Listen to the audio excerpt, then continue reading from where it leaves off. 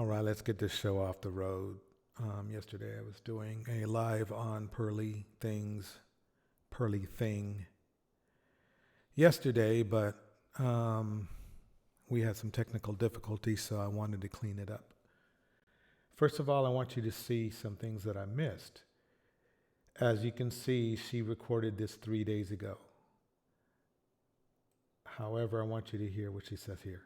What up, guys? Welcome to the Just Pearly Things YouTube channel. Today, I am going to be reacting to Chris Brown's side of the story. As you guys may or may not know, a couple years ago, it was literally huge news that Chris Brown had beat up Rihanna. But let me stop it right there. First of all,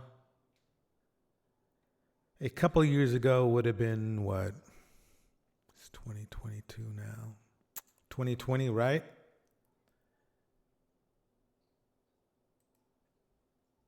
This dumb broad here. Look Pearly. It was 2009. Now, he might have beat up somebody in 2020, but it wasn't Rihanna. So let's keep going. This woman's already getting on my nerves. But apparently there's two sides to the story that I did not actually know about. But before I start, everybody knew about two sides of the story. Everybody did. Everybody heard his side. Everybody heard her side. You know, it's funny how these YouTubers always try to make old things sound new. Don't forget to subscribe to the channel and ring that Don't subscribe. She's garbage. Notification bell that in my opinion. You're going to be notified of my daily videos. While you're at it, guys, make sure you subscribe to the channel. I want to get 1 million subs before New Year's Eve. That's a very lofty goal for the channel. It would actually be like groundbreaking. Kind of inseparable. You know, you hear about them being in the studio. You would hear, you know, they're coming into the club together, and it was just. Now remember, I need to make this a point. This is a video that was made in Chris Brown's behalf. So it's biased towards him, but he says some things that are interesting in here. Let's listen. Just an energy. At that time in our career, being that young, being naive, gullible. How old were they? The people always say young, but they're never that young. Can you look up how young? Yeah, they were actually young, dummy. They were. If you're below 20, you're young. I mean, you might have. You're just out of school. Young they were. Also just happy, just wanting to be everywhere. I mean, it was no other feeling like it. But with her, with Marie, it was just like our power that we had at that age. It was just, it's dangerous, man. Okay, that actually is pretty young. I'll give you that. You could go anywhere. Like, we couldn't go to a hotel and not have 100,000 fans outside waiting. You know what I'm saying? Okay, this is important to know that he's, at a very young age, he was exposed to extreme fame and having people take pictures of him, whether he liked it or not. That's important to know later on. We couldn't go to any restaurant and just eat. Like real life rock stars at 16 and 17 years old. Man, that's dangerous. Because now remember, you can just become a recluse and not perform. There's nothing forcing you to be a rock star. But hey, that nothing wrong with being a rock star either. There's some negative aspects about it. You can do whatever you want. I just think we were like, you can do whatever you want. Okay. The perfect, like, and bad combination. Like, it was just good and bad together. It just, I want to say maybe a year and a half into the relationship with Rihanna. Year and a half into the relationship. I really was serious about it. Like, you know, I was always goofy about everything else, being a young kid, but the maturity level I had and my belief of what I wanted in my girlfriend, you know what? I want to marry you, but I want, before, you know, we go any further, I just want to be able to be honest and be completely real with you about everything you've ever had a question about or a doubt about. Or she had asked me, like, right when he was cheating, wasn't he? I mean, come on, he was a 19-year-old rock star. He had hoes. Let's just be real here. Okay, she's going to go into a phase of, what would you call it?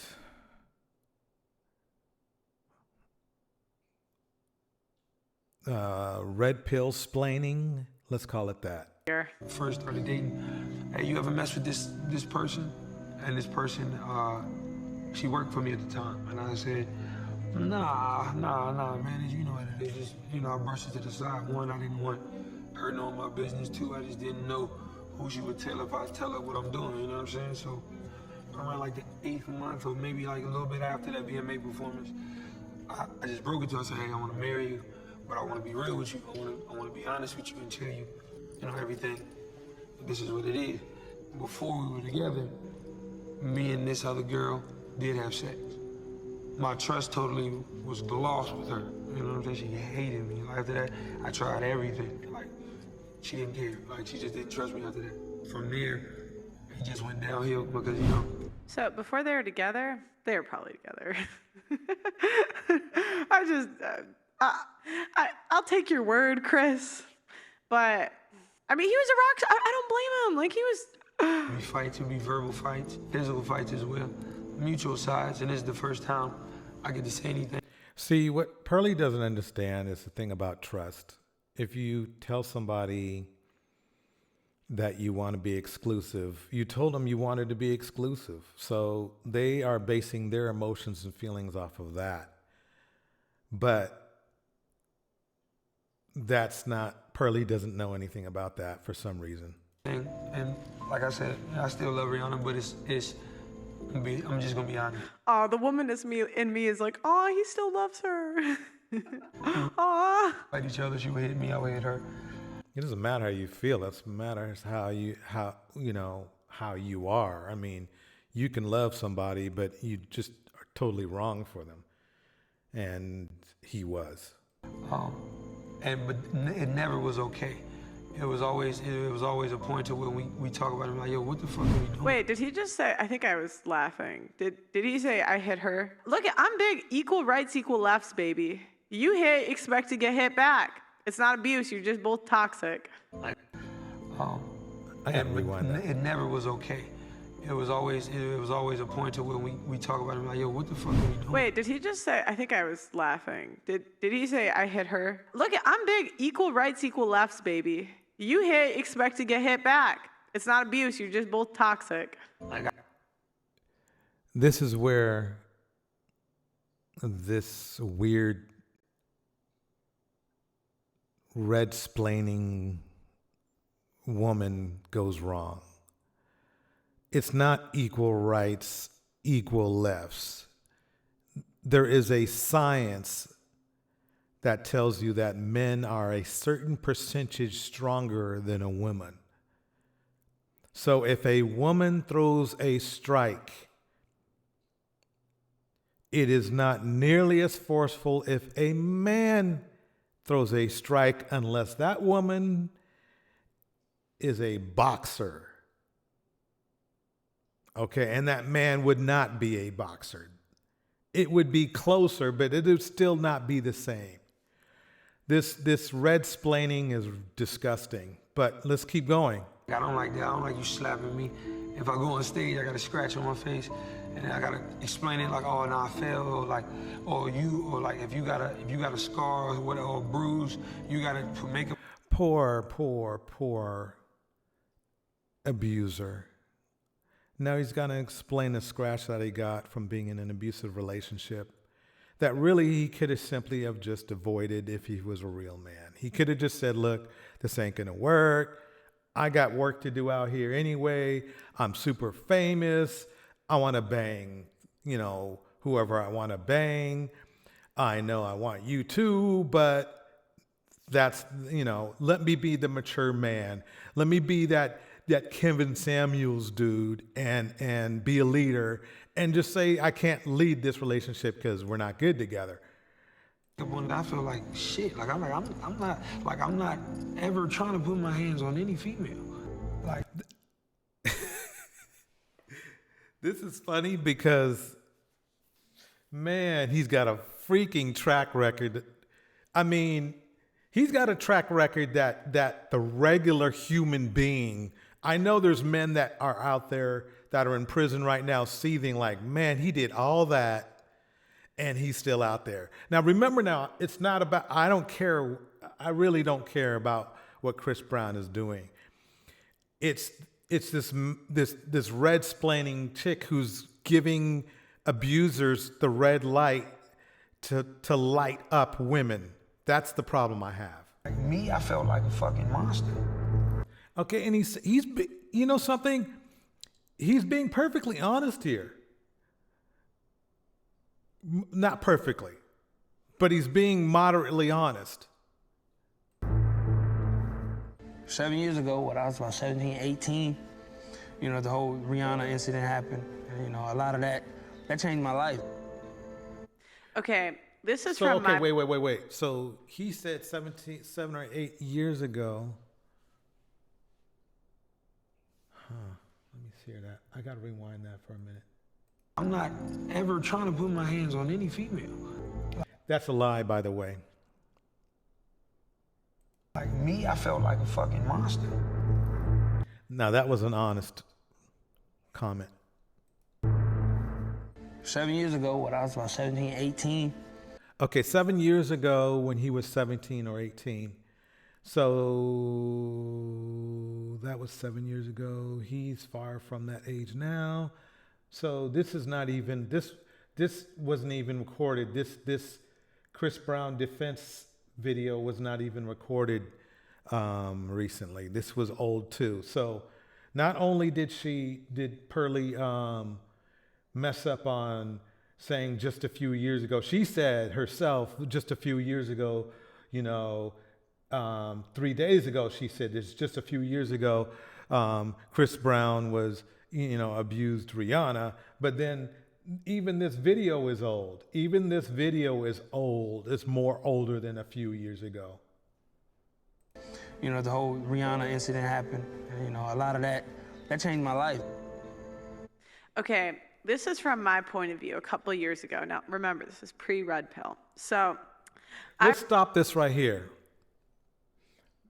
We all know people have been talking about Red Pill has been around for 10 years. Some people say even longer. She recorded this 3 days ago. Okay, 3 days ago.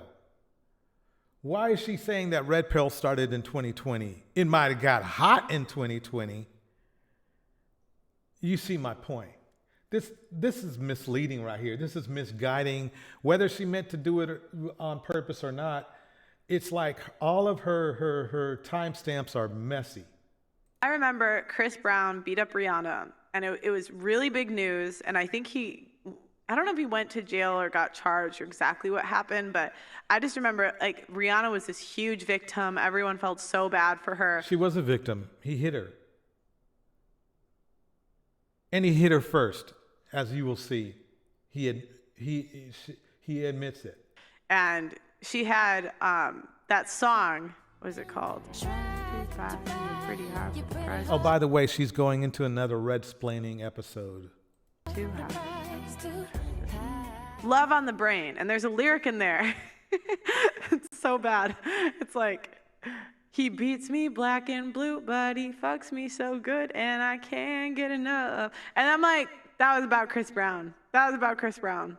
So it was clearly, there's a reason she stayed, you know what I mean? Let's let that sink in for a minute. So what she's saying is that, dudes, this is what I'm getting from her. Dudes, if you can screw good, if you can smash good, you can beat the hell out of women. That's what her splaining vibe is giving to me. That's what she does.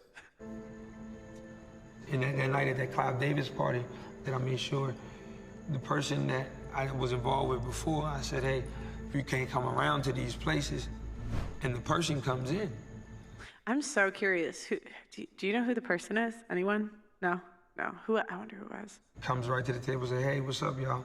And I already know it's an issue, so I say, hey, cool. And I keep it, and they keep it moving and leave.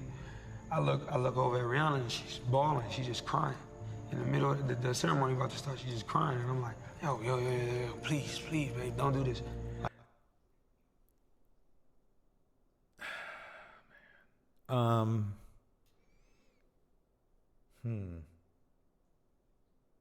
Like, don't do this in here. Like I didn't know. I promise. I swear to God, I didn't know. So She got over it. She started drinking. The red pill in me, it's like his side chick came up. The way the story would make a lot more sense if he admitted she was a side chick for a while. And that makes it like, honestly, what do you expect dating a national superstar? Oh, more red-splaining. Remember, I understand her point of view. I think that, why is it echoing? Anyway, I believe that, let me stop this right here. I need to check something out here.